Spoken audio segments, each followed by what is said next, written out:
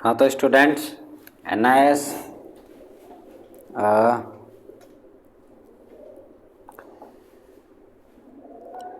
History का paper, sample question paper है ये। ठीक है, इसके बिहाफ पे आपको बहुत हेल्प मिलने वाली है जो आने वाले एग्ज़ाम में। अभी कुछ दिनों बाद आपका एग्ज़ाम होगा, कोड 315 हिस्ट्री।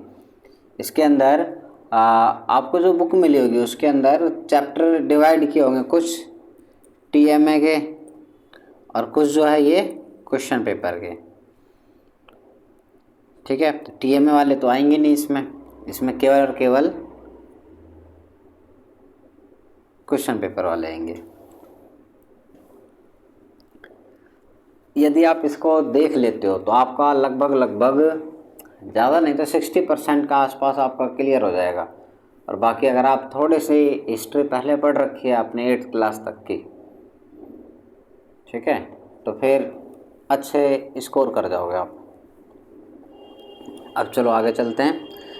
कोड देख लेना, आपका यही कोड होना चाहिए हिस्ट्री का 315, क्योंकि हिस्ट्री में एक मिलिट्री हिस्ट्री भी है और ऐसे और भी सब्जेक्ट हो सकते हैं, तो ध्यान रखना अपना कोड 315। ठीक है। इतनी तेज़ी से कहाँ गए भाई, 1 मिनट बस। ठीक है, देखते जाओ बस आप। अब उत्तर भारत में शुंग वंश की स्थापना किसने की? शुंग वंश उत्तर भारत में, ठीक है, ये मौर्य के बाद का टाइम। उस समय शुंग वंश का जो स्थापक पुष्यमित्र शुंग, आंसर में भी पुष्यमित्र शुंग, ये शुंग वंश के, शुंग डायनेस्टी का संस्थापक था। ठीक है, इसने एस्टेब्लिश्ड करी थी शुंग डायनेस्टी को। और मौर्य के बाद, मौर्य का इसमें कौन? ठीक है, तो हमारा उत्तर हो गया शुंग वंश। चलो आगे बढ़ते हैं। ये तो एग्जाम्पल टाइप का क्वेश्चन है बस, ताकि आपकी जानकारी बनी रहे। अलेक्जेंडर की मृत्यु निम्न में से किस वर्ष हुई? अलेक्जेंडर, मतलब आप कह सकते हो सिकंदर। तो सिकंदर धनानंद के टाइम पे आया था। ठीक है, तो उस समय का जो टाइम पीरियड रहा वो था 323 BC। 323 BC। उस समय चंद्रगुप्त ने समझाने की भी कोशिश करी थी,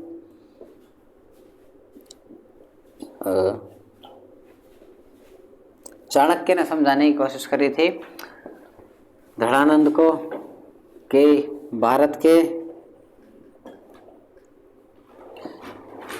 यहाँ से हमला करने वाला है अलेक्जेंडर, लेकिन यहाँ मगध में बैठा हुआ चंद्रगुप्त, धनानंद समझा नहीं, लेकिन उस चंद्रगुप्त की सहायता से धनानंद को भी हटाया गया और ये हमला भी रोक लिया गया। थोड़ी सी चतुराई रही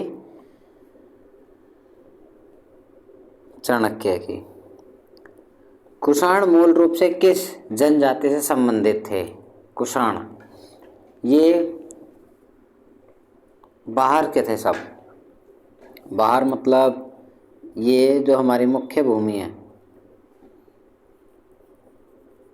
यहाँ से ये बाहर सेंट्रल एशिया से आए थे। तो इसका उत्तर होगा पहला युनची वंश के। आगे, सातवाहन काल में सबसे छोटी प्रशासनिक इकाई कौन सी थी? What was the lowest administrative unit under the Satavahanas? प्रशासनिक मतलब एडमिनिस्ट्रेटिव, जो प्रशासन चलाया जाता है। जैसे कि अभी हमारा प्रशासन, छोटी यूनिट देखी जाए तो आपके ज़िला, या ज़िले से देखा जाए तो थाना, पुलिस स्टेशन। तो ये सातवाहन डायनेस्टी के बीच टाइम पे छोटी प्रशासनिक इकाई कौन सी थी? पहला ऑप्शन है ग्राम, दूसरा आहार, तीसरा राष्ट्र और ग्रामिक। तो इसका उत्तर होगा ग्राम। गांव जो है वो छोटी प्रशासनिक इकाई थी, ग्राम।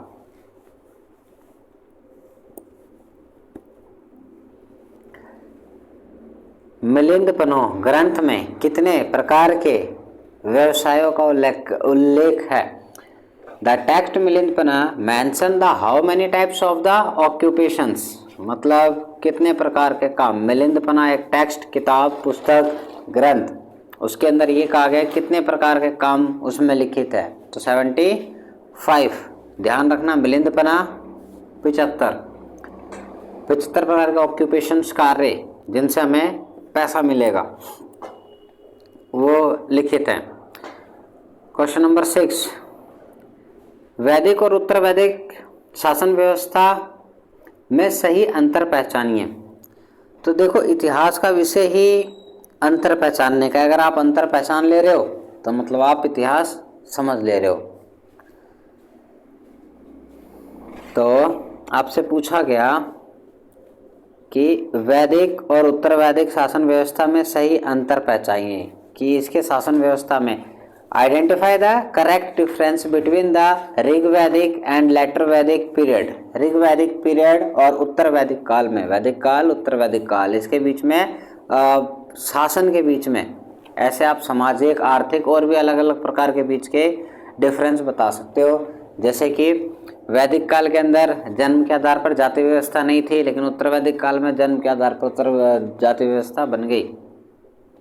तो यहाँ पे आपको शासन के आधार पर पूछा गया, उत्तर वैदिक काल में सभा और समिति शक्तिशाली हुई। सभा और समिति, लोगों के ग्रुप्स थे, ये उत्तर वैदिक काल में शक्तिशाली हुई।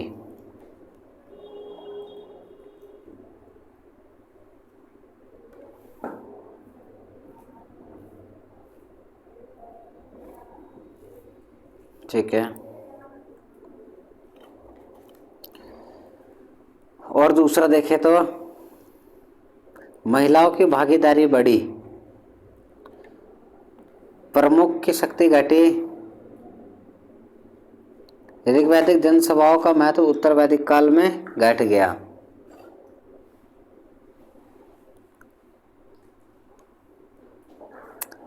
हाँ, तो बताओ ऑप्शन ए सही है या फिर ऑप्शन बी सही है या ऑप्शन सी या डी? ठीक है, तो यहाँ पे आंसर होगा डी। अभी मैं समझाता हूँ क्यों।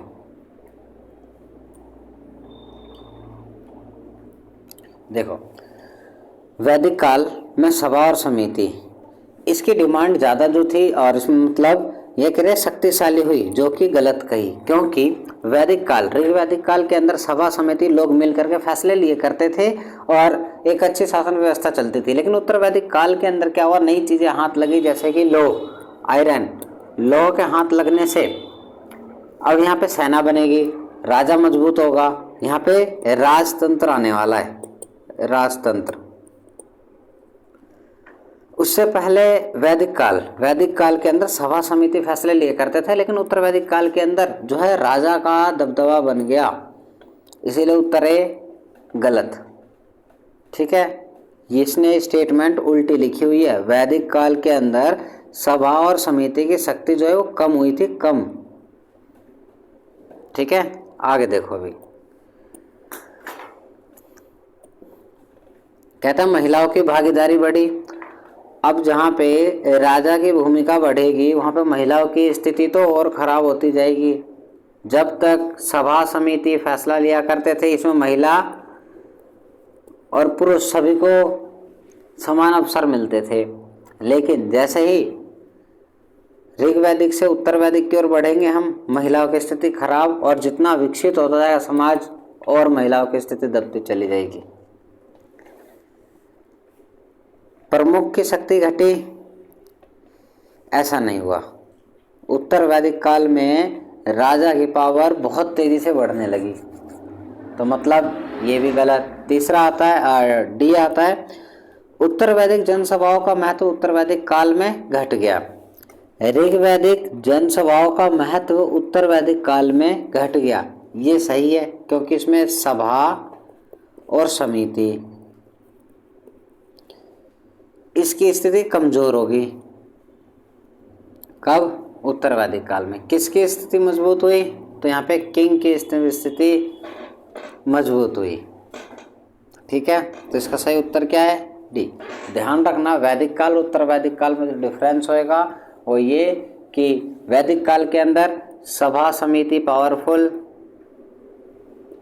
ठीक है, ऋग्वैदिक काल में सभा समिति पावरफुल, महिलाओं की स्थिति अच्छी, जाति व्यवस्था जन्म के आधार पर ना हो करके कर्म के आधार पर, लेकिन उत्तर वैदिक काल में महिलाओं की स्थिति खराब और राजा की पावर में वृद्धि, सभा समिति का काम खत्म। ठीक है, ये सारी चीज़ें बढ़ गई क्योंकि अब राजा सारे फैसले खुद लेगा, वो नहीं चाहेगा कि कभी सभा समिति जैसी दूसरी संस्थाएं उसके फैसले ले। उत्पादन बढ़ जाने के कारण राजा धन अधिशेष होने के कारण राजतंत्र का उदय हुआ। सुल्तान काल में सुल्तान का मुख्य सलाहकार कौन था? Who was the chief advisor of the sultan during the sultanate period? सुल्तान ने सल्तनत पीरियड है, सल्तनत काल। उलेमा, आमिल, वजीर या आरिज है मुमालिक? तो देखो भाई, जो ये वजीर है ये होता है प्रधानमंत्री, तो सबसे ऊपर राजा जिसको बोलते हैं हम सुल्तान, तो उसके नीचे कौन? मंत्री, प्रधानमंत्री, वजीर। ठीक है, वजीर का मतलब, ठीक है, तो सलाहकार होगा वजीर। बलवन वजीर था लेकिन फिर सुल्तान भी बन गया, सुल्तान का ही साइड करते हुए अपनी पावर बढ़ा ली थी।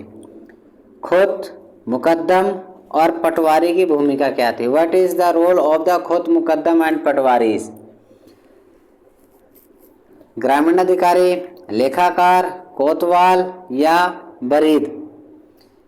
लेखाकार हिसाब किताब लिखने वाले, बरीद लोगों की बात सुनने वाले, कोतवाल पुलिस स्टेशन में होता है, और ग्रामीण अधिकारी पटवारी जिसके पास खेत खलिहान जमीनों का हिसाब किताब, उसे कहा जाता है पटवारी। क्वेश्चन नंबर 9, तराइन के युद्ध भारतीय इतिहास में क्यों महत्वपूर्ण है? तराइन का युद्ध पृथ्वीराज चौहान और गजनी के बीच में, ओह माफ कीजिएगा भाई, गोरी के बीच में।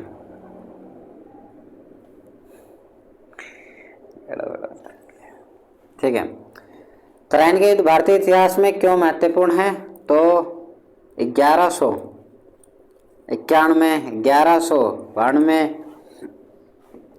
तराइन के युद्ध। गुप्त काल का पतन, मुगल साम्राज्य की शुरुआत, भारत में इस्लाम शासन, ब्रिटिशर की शुरुआत। तो भारत में इस्लामी शासन की नींव 1191 तराइन का युद्ध, पृथ्वीराज चौहान और गौरी के बीच। ठीक है,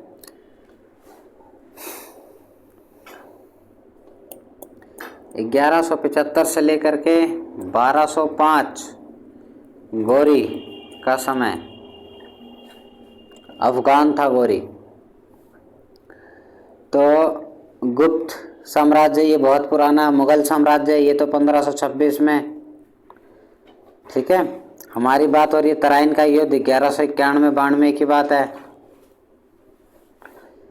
तो ये इस्लाम, भारत में इस्लाम का शासन। इसी दौरान ख्वाजा मोइनुद्दीन चिश्ती ने अपनी जो स्थान ग्रहण किया वो अजमेर शरीफ, राजस्थान, वो यही समय। ठीक है, तो इस्लाम का ही नींव रख दी गई। During the medieval period, which the group had a power to the interpret Islamic laws? कौन इस्लामिक लॉ को इंटरप्रेटेट कर सकता था? मध्यकाल में इस्लामी कानून की व्याख्या करने वाला अधिकारी किस समूह के पास था? अब उलेमा जो होते थे वो धर्मगुरु होते थे। सुल्तान किंग होता था, मौलवी भी धर्मगुरु, सूफी भी, लेकिन उलेमा जो होते थे यही कानून की व्याख्या करेंगे। एक तरीके से जुडिशरी का काम समझ लो, जज, न्यायाधीश के रूप में उलेमा। सूफी जो दरगाह पर संगीत के माध्यम से अपने ईश्वर को याद करते हैं। 1760 में मीर जाफर की जगह बंगाल का नवाब कौन बना? हाँ भाई देखो, 1760 में मीर जाफर की जगह बंगाल का नवाब कौन बना? अब मैं बताता हूँ भाई, आपको ध्यान देना। सिराजुद्दौला 1757 में, ठीक है। फिर जब 1757 अलीवर्दी खान, सिराजुद्दौला सभी पहले, ठीक है। अलीवर्दी खान के बाद मुर्शिद कुली खान, सिराजुद्दौला, फिर उसके बाद आया मीर जाफर। 1757 में जब सिराजुद्दौला मारा जाएगा तो मीर जाफर सुल्तान बनेगा, माफ़ कीजिएगा भाई, नवाब बनेगा, बंगाल का नवाब। फिर उसके बाद 1760 फारुख शेर मुगल से संबंध रखता है भाई, मुगल, ठीक है। बच गया मीर कासिम, तो 1760 में मीर कासिम। सिराजुद्दौला 1757 में, अलीवर्दी खान शायद 1735 के आसपास, और फारुख शेर तो मुगल काल से फैमिली से संबंधित रखता था। बच गया मीर कासिम 1760।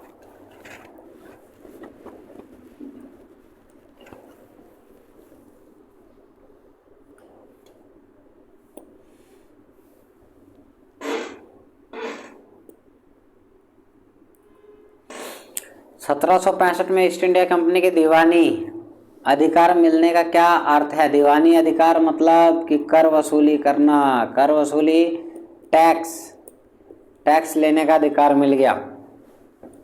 किसको? कंपनी को। कौन से कंपनी? ईस्ट इंडिया कंपनी, अंग्रेजों की कंपनी, जो मसाले और कपड़ों का व्यापार करने भारत में आए थे, लेकिन पूरे भारत को ही अपने अधिकार क्षेत्र में ले लिया सब कुछ। तो हाँ, दीवानी मिलने का मतलब क्या? तो मैंने बताया आपको, टैक्स। तो देखते हैं कौन से ऑप्शन में टैक्स मिलते हैं। पूरे भारत में राजस्व वसूल कर सकते थे, तो बताऊं 1765 के अंदर, 1764 में बक्सर का युद्ध हार गए थे हम, और ईस्ट इंडिया कंपनी अंग्रेज ये जीत चुके थे, लेकिन पूरे भारत की दीवानी इनके हाथ अभी नहीं लगेगी भाई। ये सिर्फ बक्सर तक, बंगाल और ये बक्सर का हिस्सा। कहाँ गया? एक मिनट भाई, ठीक है। इनका जो अधिकार क्षेत्र था वो केवल बंगाल से यहाँ तक, बक्सर तक। आगे देखो, बंगाल, बिहार और उड़ीसा से राजस्व वसूली, मुगल सम्राट के प्रतिनिधित्व, मुगलों के अधीनता स्वीकार। तो देखो, यहाँ अधीनता की तो बात ही नहीं है, बात है दीवानी थी। दीवानी मतलब टैक्स की, और भू टैक्स, जमीन से जुड़े हुए टैक्स। तो ये मिलेगा बिहार, बंगाल और उड़ीसा से संबंधित। तो इसका ऑप्शन हो जाएगा बी।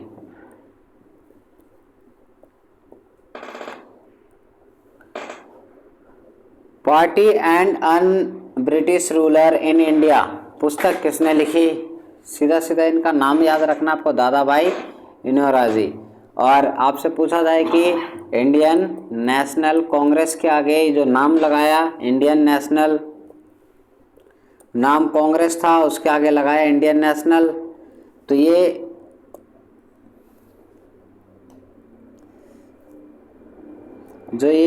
इंडियन नेशनल लगाया गया, ये लगाने वाले भी कौन थे? भारतीय राष्ट्रीय, दादा भाई नौरोजी। ये किताब है poverty and un British ruler, poverty and un British rule. तो ये दादा भाई नौरोजी। और एक सवाल और आएगा, धन का बहिर्गमन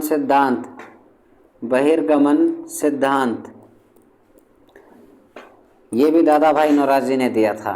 वो भारतीय राष्ट्रीय नाम जोड़ने वाला दादा भाई नौरोजी, ये किताब लिखने वाले दादा भाई नौरोजी, और धन का बहिर्गमन सिद्धांत बताने वाले भी दादा भाई नौरोजी। धन का बहिर्गमन सिद्धांत मतलब भारत से पैसा निकलते हुए जा रहा है ब्रिटेन, ब्रिटेन से फिर वापस आ रहा है, लेकिन वो किस रूप में? कर्ज के रूप में, जिसका हमें ब्याज भी भुगतान करना है, और वो पैसा भारतीयों का ही था। भारतीय राष्ट्रवाद का विचार किन दो विचारों पर आधारित था? राष्ट्रवाद मतलब देश के प्रति प्रेम की भावना, देश के प्रति राष्ट्रवाद, देश के प्रति प्रेम की भावना। ठीक है, अब ये कहाँ से जुड़ेंगे? ब्रिटिश शासन का विरोध विचार किन दो विचारों पर आधारित है? ब्रिटिश शासन का विरोध, भारतीयों की एकता, ब्रिटिश शासन का समर्थन। समर्थन की तो बातें छोड़ दो, तो बचा क्या? ब्रिटिश शासन का विरोध, सब चाहते थे भारतीयों में एकता, तभी तो जीत मिलेगी, क्योंकि हमारी संख्या बढ़ेगी। तो यहाँ बंगाल से लेकर के गुजरात, कश्मीर से लेकर के कन्याकुमारी तक सभी के सभी मिलके अंग्रेजों को हटाना चाहते थे। कहने का मतलब answer B is also correct. ठीक है, तो इसका ए और बी दोनों ही सही। आगे बढ़ते हैं अब। हाँ, बाल गंगाधर तिलक ने गणपति उत्सव की शुरुआत क्यों करी? कोई भी उत्सव होता है तो लोग इकट्ठे होते हैं, एक होते हैं, एक साथ आते हैं, एक मंच पे आते हैं। तो गणपति उत्सव इकट्ठा करने के लिए हमारे में एकता की भावना, तो मतलब हमारे अंदर कैसी भावना उत्पन्न करनी थी? राष्ट्रवाद की भावना को उत्पन्न करना चाहते थे ये। ठीक है, अब राष्ट्रवाद की भावना को इकट्ठा करना है तो कुछ ना कुछ तो आयोजन करना पड़ेगा। तो आयोजन धार्मिक गणेश उत्सव आज तक चलता है। ठीक है, बड़े धूमधाम से मनाया जाता है। तो बाल गंगाधर तिलक जी ने बहुत बढ़िया रास्ता अपनाया राष्ट्रवाद को बढ़ाने के लिए। Answer D.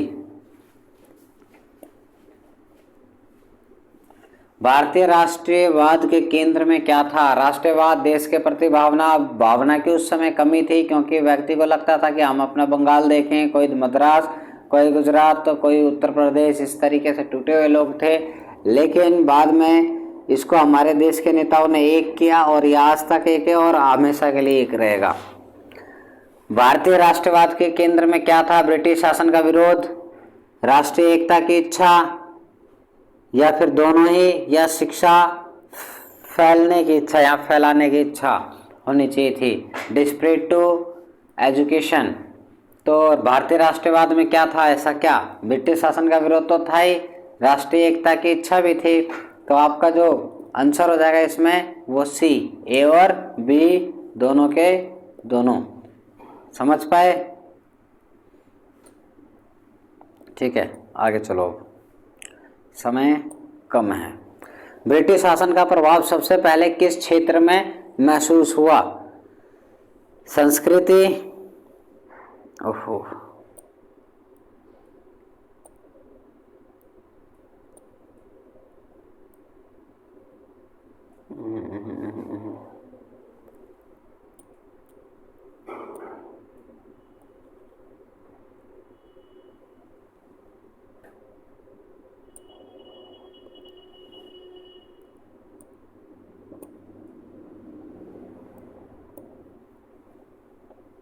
ठीक है, ठीक है भाई।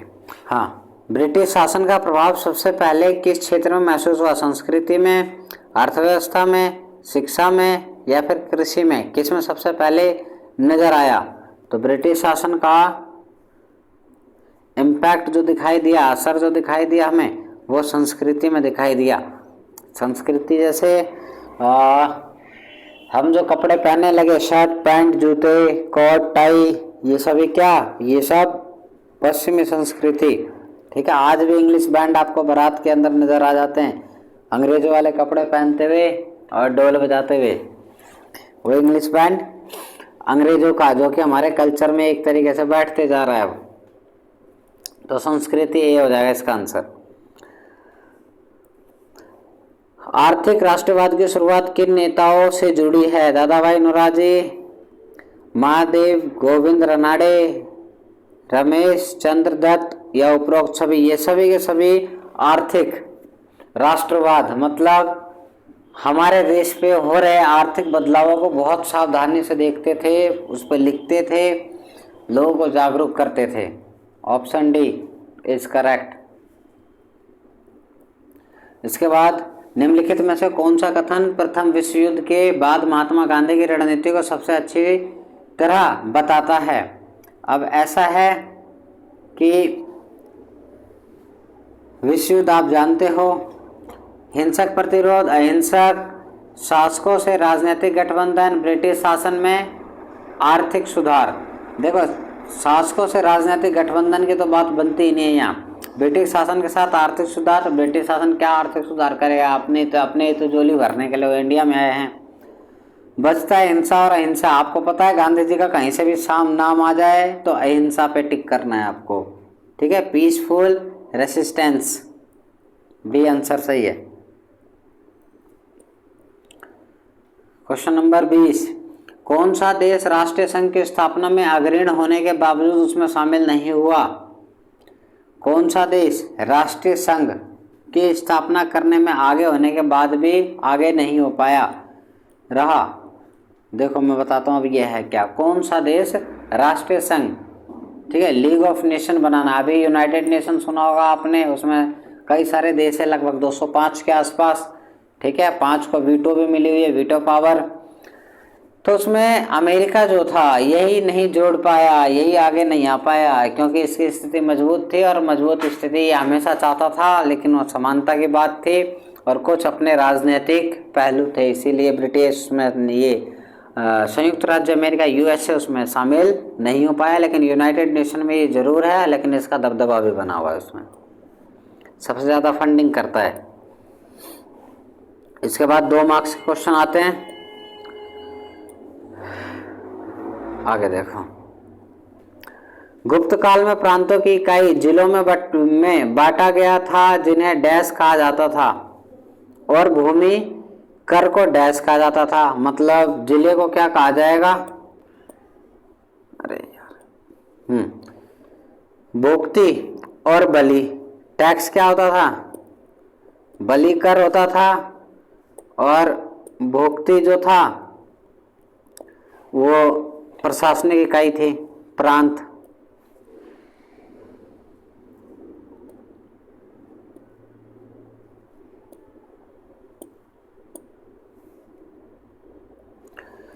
गुप्त साम्राज्य के वास्तविक संस्थापक डैश था, और गुप्त काल के स्वर्ण सिक्कों को डैश कहा जाता था। चंद्रगुप्त प्रथम, चंद्रगुप्त ये मौर्य वाला नहीं भाई, मौर्य वाले तो ईसा पूर्व में चले जाएंगे, वो बीसी में चले जाएंगे, ये तो एडी के बाद। और स्वर्ण सिक्के को डैश कहा जाता था, दिनार कहा जाता था।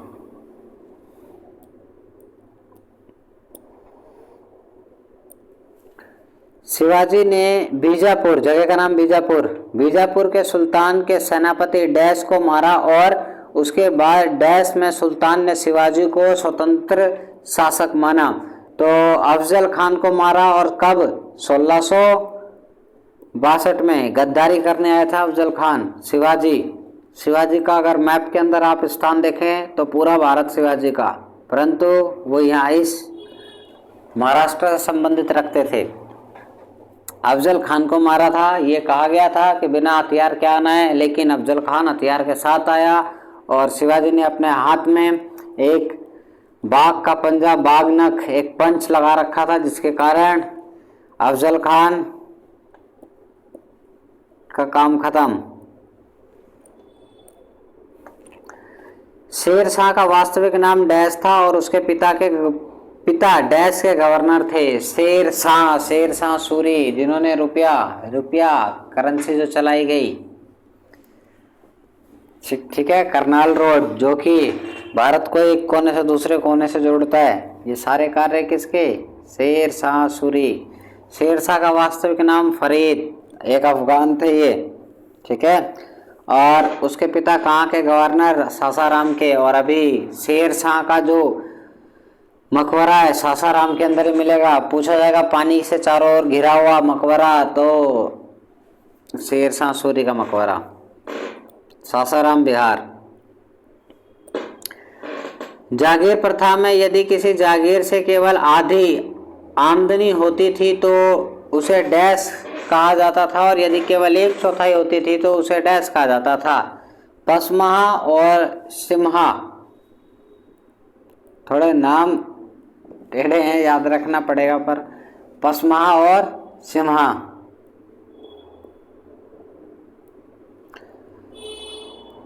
सत्रह सौ 73 के रेगुलेटिंग एक्ट के तहत किंग इन काउंसिल ने में सर्वोच्च न्यायालय की स्थापना की। वाडिवास के युद्ध ने डैश का अंत किया। कुछ गड़बड़ नजर आ रही है, 1 मिनट भाई।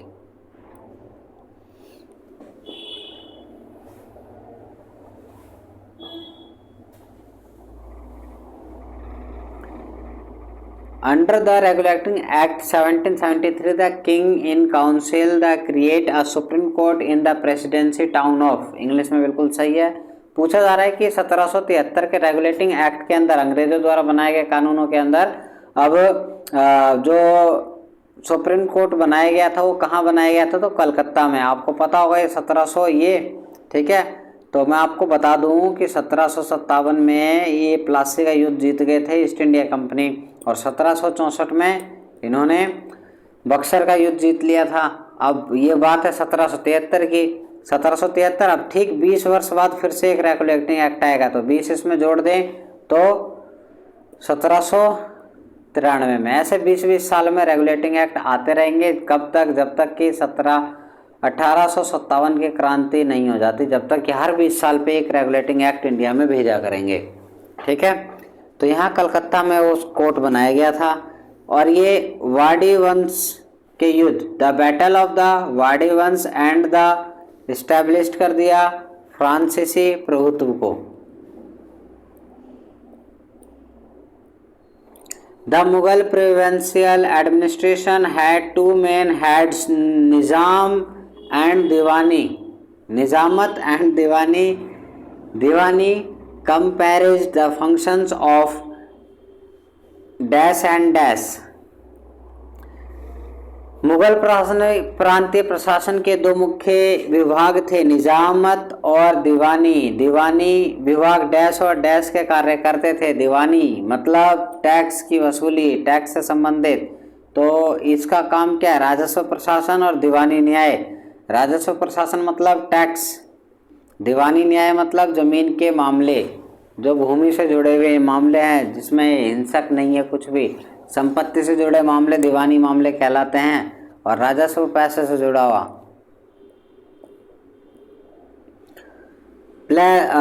प्लेस के सिद्धांत की नीति का उपयोग भारतीय राजाओं के क्षेत्रों को ब्रिटिश साम्राज्य में डैश के लिए किया गया, मिलाने के लिए। विलय की नीति, जो विलय की नीति अपनाई गई थी, 1 मिनट, डॉक्ट्रिन ऑफ लैप्स। अब इसमें क्या था? इसमें क्या था कि लैप्स के सिद्धांत, विलय की नीति के अंदर अगर किसी किंग का, किसी राजा का कोई अगर पुत्र नहीं होगा, किसी राजा का, किंग का अगर उसका बेटा नहीं होगा, तो उसकी सारी प्रॉपर्टी कंपनी की हो जाएगी, ईस्ट इंडिया कंपनी की हो जाएगी। तो ये सारे उनके साम्राज्य को मिलाना चाहते थे, ठीक है। इसीलिए झांसी की रानी ने विद्रोह कर दिया कि ऐसा नहीं होगा, और उन्होंने गोद पुत्र को गोद लिया, लेकिन अंग्रेजों ने गोद लिए पुत्र को एक्सेप्ट करने से मना कर दिया कि इसको हम साम्राज्य नहीं देंगे। हाँ, वुड्स डिस्पैच ने उच्च शिक्षा के लिए डैश को प्रमुख माध्यम बनाया। वुड्स डिस्पैच, इन्होंने इंग्लिश में पढ़ाने की बात कही। ओहो,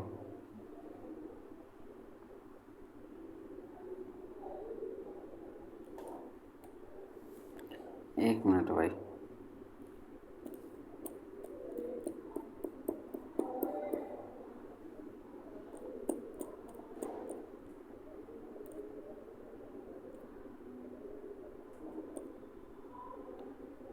एक मिनट,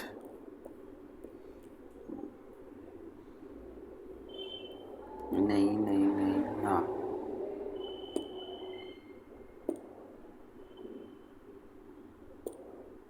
ठीक है। तो वुड्स डिस्पैच ने क्या करा था कि जो उच्च शिक्षा है, हायर एजुकेशन जो है, वो कौन सी भाषा में मिलेगी आपको? सिर्फ और सिर्फ इंग्लिश में कंपलसरी कर दिया था, क्योंकि इन्हें ऐसे लोग चाहिए थे जो कि अंग्रेजी जानते हो और इनके लिए काम करें और पैसा भी कम ले। ऐसे ही ये बिल्कुल परफेक्ट थे इंडियंस। 20वीं सदी की शुरुआत में पूंजीवादी देश में राष्ट्रवाद, क्षेत्रीय विस्तार और अपनी डैश शक्ति बढ़ने से जुड़ गया। तो उत्तर है सैन्य शक्ति, मिलिट्री शक्ति। ठीक है, एक मिनट। बोल्शेविक क्रांति के परिणाम स्वरूप सभी उत्पाद के साधन डैश गए, राष्ट्रीयकृत, मतलब सारी संपत्ति देश की हो गई। राष्ट्रीयकरण का मतलब संपत्ति को सरकार के द्वारा अधिकृत कर लेना राष्ट्रीयकरण कहलाता है।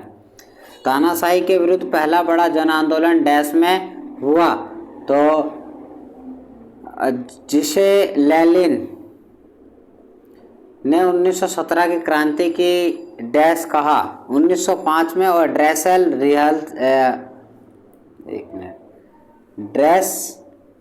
रिहर्सल, ड्रेस कपड़े, रिहर्सल। प्रथम विश्व युद्ध की संधि के अनुसार ब्रिटेन को फिलिस्तीन और इराक डैश के रूप में दिए गए मैंडेटस अधिकार क्षेत्र के रूप में। अभी भी फिलिस्तीन की लड़ाई चल ही रही है। ठीक है, विल्सन के 14 सूत्र ने डैश लाने का वादा किया। हर चीज का लाने का वादा होता है, शांति लाना चाहते हैं, युद्ध के बाद सिर्फ शांति की बात।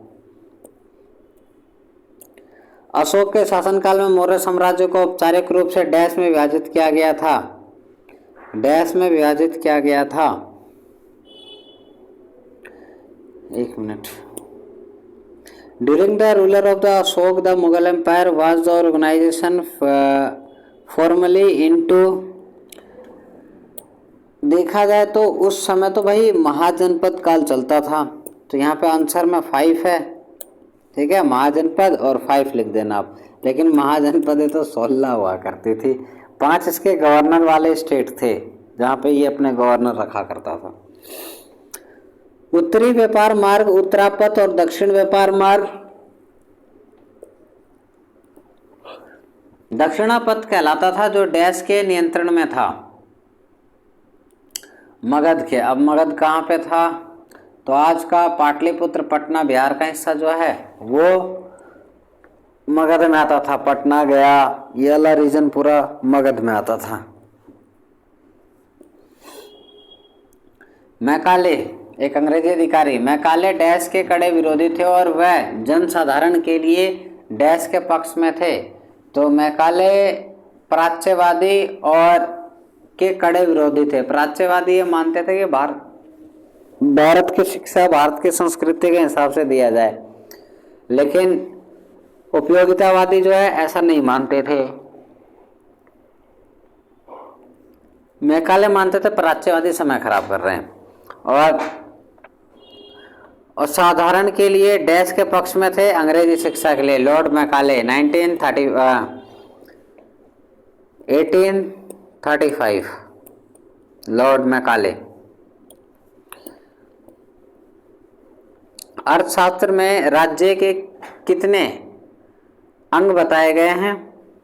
अर्थशास्त्र में राज्य के कितने अंग बताए गए हैं? तो यहाँ पे 7 बताए गए हैं। अब ये अर्थशास्त्र क्या, ये राजनीति की किताब है, चाणक्य द्वारा लिखी गई। तो चाणक्य ने अर्थशास्त्र का लेखक कौन था? चाणक्य।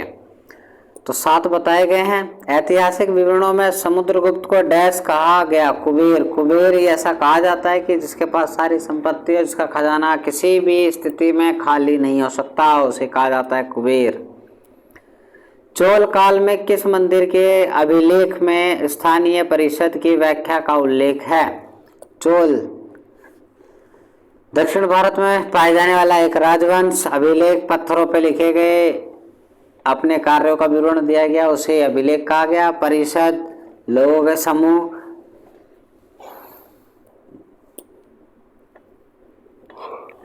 किस परिषद का उल्लेख है? उत्तर मेरुरु। अबे भाई, उत्तर मेरू, दक्षिण भारत के नाम कुछ इसी प्रकार के मिलेंगे आपको। किस प्रावधान के तहत कलकत्ता, मद्रास, बम्बई में विश्वविद्यालय स्थापित किए गए? 1857 का अधिनियम, 1857 जब भारत में पहला क्रांति हुई, भारत को आज़ाद कराने के लिए, ठीक है, जिसे अंग्रेजी हुकूमत ने दबा दिया, दमन कर दिया। क्वेश्चन नंबर 36, हड़प्पा सभ्यता में 2 प्रमुख आर्थिक गतिविधियों का उल्लेख कीजिए। आर्थिक गतिविधि मतलब जिससे हमें पैसा कमाए, आर्थिक गतिविधि हो जिससे हमें पैसा मिले, पैसा, ठीक है।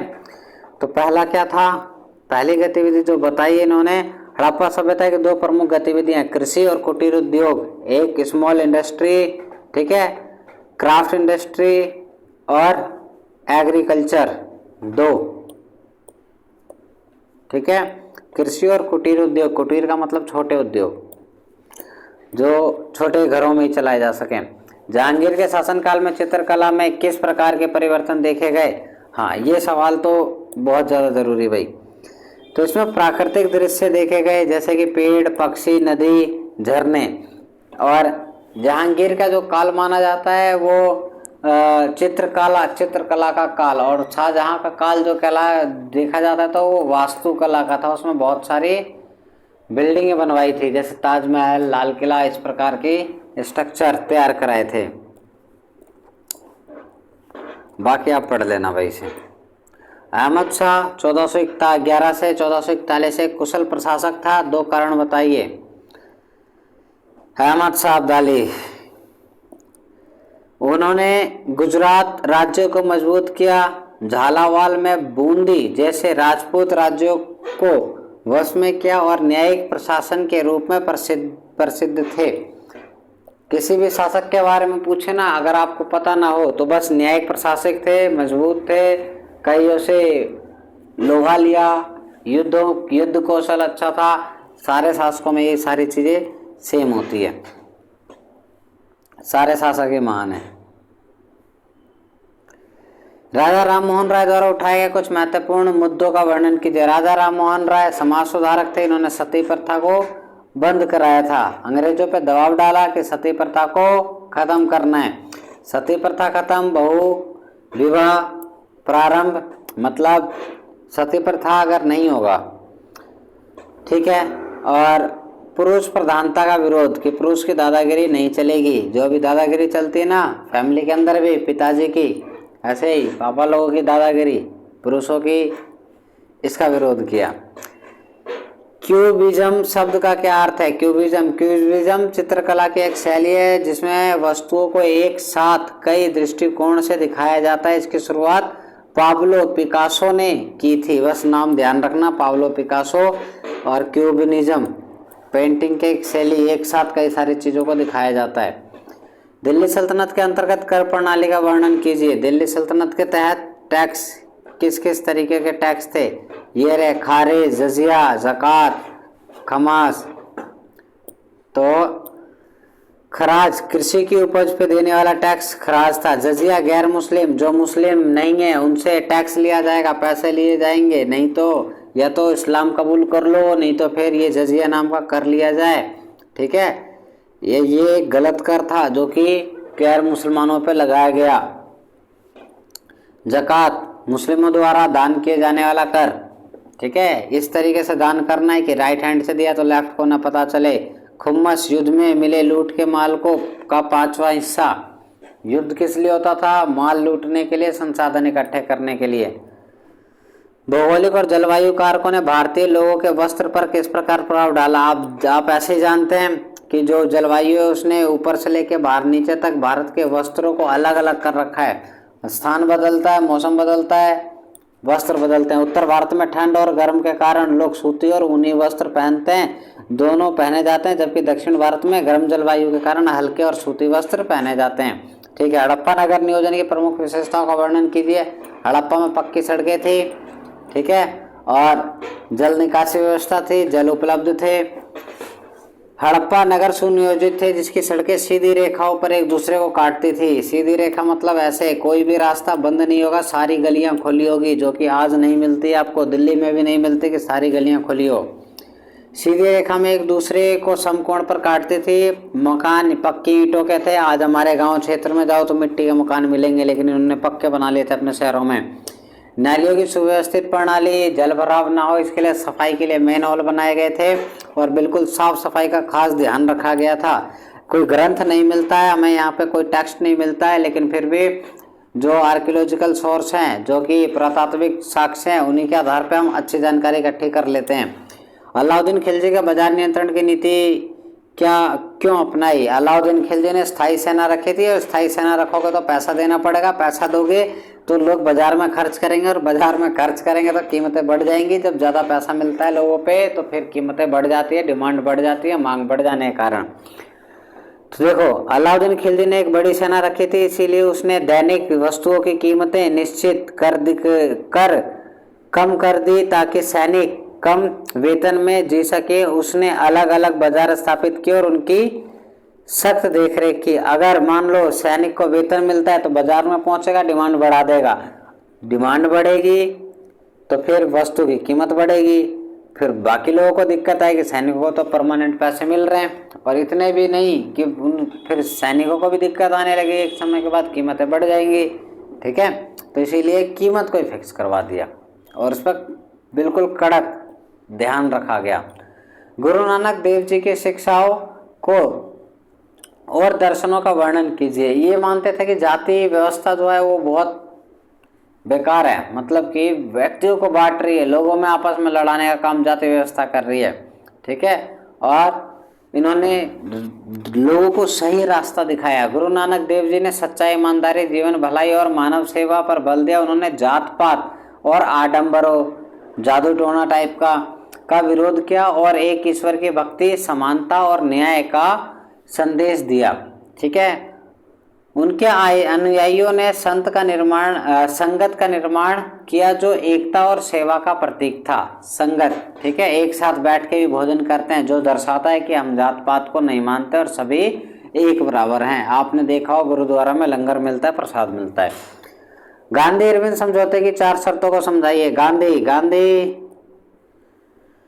महात्मा गांधी। इरविन एक अंग्रेजी अधिकारी, उस समय भारत का वाइसरॉय है, और इनके बीच में कुछ समझौते, बातचीत हुई। ठीक है, कुछ कॉन्फ्लिक्ट सुलझाए गए, कुछ ये थे। आगे देखो, अहिंसा राजनीतिक, जो भी राजनीतिक क्या दिया, अहिंसक है, किसी प्रकार का कोई हत्या का आरोपी नहीं है, उसे रिहा कर देना।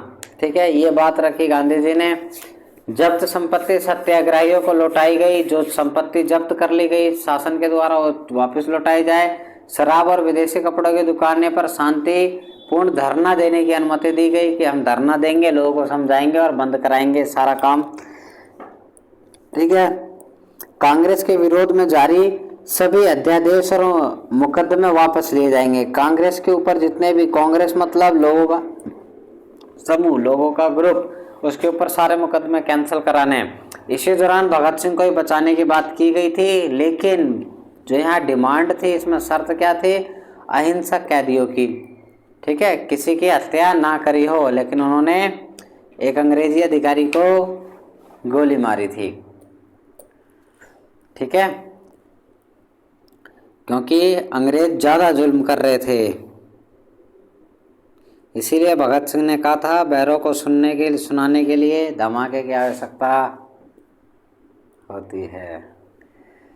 शीत युद्ध के लिए उत्तरदायी कारकों की व्याख्या कीजिए। शीत युद्ध के लिए उत्तरदायी कारक, आपको ये नाम एज इट इज याद रखना है। शीत युद्ध का मुख्य कारण अमेरिकी पूंजीवाद मतलब जिसके अंदर हर चीज़ के लिए पैसे देने पड़े आपको, शिक्षा से लेकर स्वास्थ्य तक। सोवियत संघ साम्यवाद था, जो कि सब कुछ सरकार का होगा।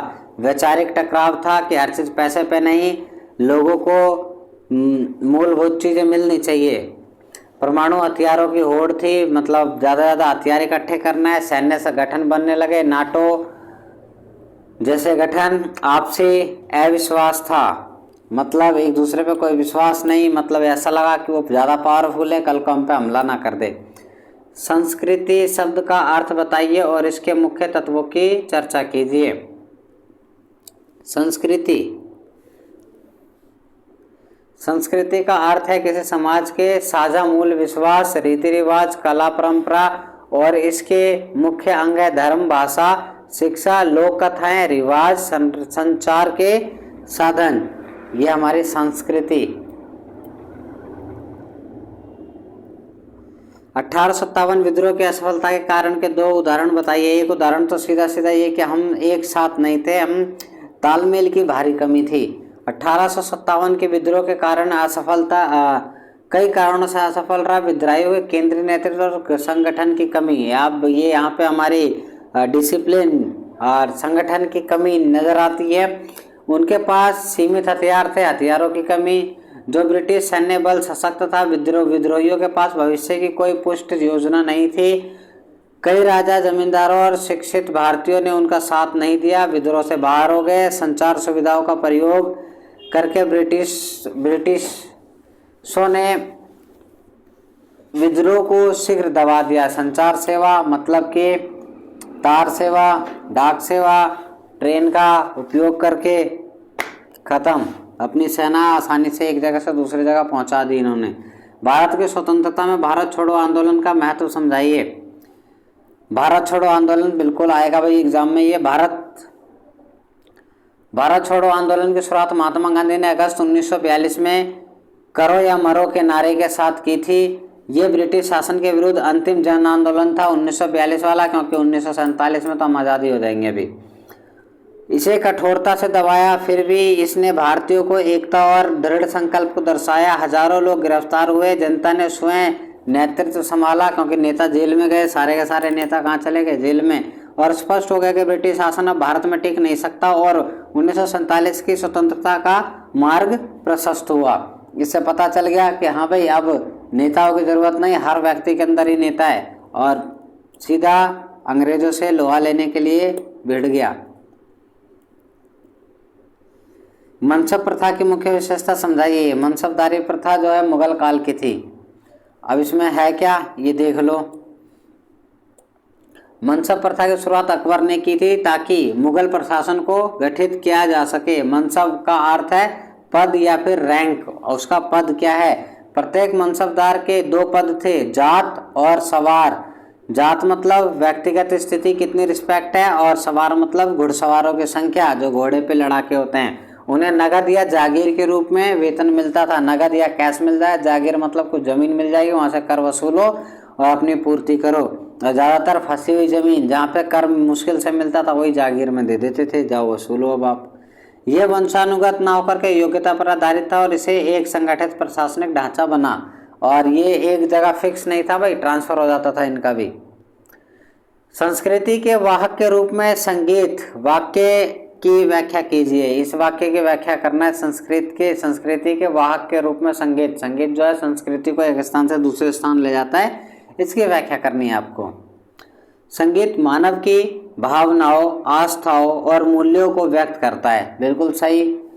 किसी भी व्यक्ति की मूल्यों को, भावनाओं को व्यक्त करता है। प्राचीन काल से लोकगीत मतलब जो लोग अपनी भाषाओं में अपने क्षेत्र में गाते हैं, खास करके आपको होली के समय। व्यक्ति गीत प्रेम, शांति और एकता का संदेश देते आ रहे हैं। गीतों में फसल, त्योहार और धार्मिक भावनाओं का चित्रण होता है। प्रेम, शांति, फसल, त्योहार, धार्मिक भावनाओं का चित्रण होता है। बंगाल में बाउल गायक अपने संगीत द्वारा सार्वभौमिक भ्रातृत्व का संदेश फैलाते थे। इस प्रकार संगीत एक पीढ़ी से दूसरी पीढ़ी तक संस्कृति को संचारित करता है। ठीक है, यहाँ आपका ये खत्म होता है। ठीक है, आराम से आप इसको पढ़ सकते हो वीडियो को रोक करके। ठीक है, ये आपको काफ़ी हेल्प करने वाला आने वाले एग्ज़ाम में। ठीक है,